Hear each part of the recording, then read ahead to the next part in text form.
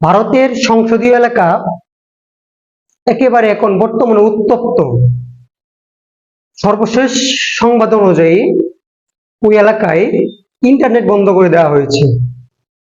তাহলে কি ঘটতেছে ভারতে?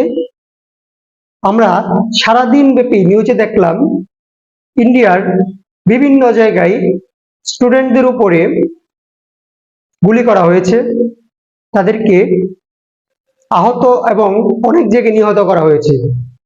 এখন বর্তমান সংবাদ অনুযায়ী ভারতে এখন পর্যন্ত সংসদীয় এলাকায় প্রায় ইন্টারনেট বন্ধ করে দেওয়া হয়েছে এবং রণক্ষেত্র হয়ে গিয়েছে চলে।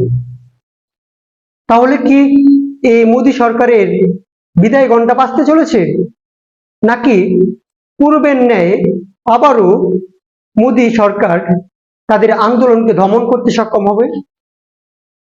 এটা সময় বলে দিবে কি হয়।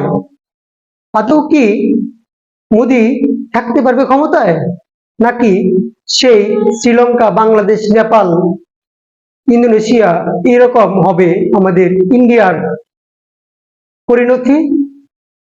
কি হয়? স্টুডেন্টরা কি পারবে মোদীকে হটিয়ে নতুন সরকার বসাতে?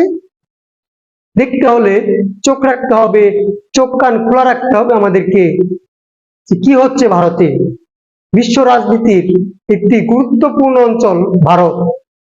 এই ভারতে যদি সরকার পরিবর্তন হয় তাহলে অনেক কিছুই হতে পারে, তাই সেটা আন্তর্জাতিক হিসাবেও অনেক গণনীয় এবং লক্ষণীয় বিষয়।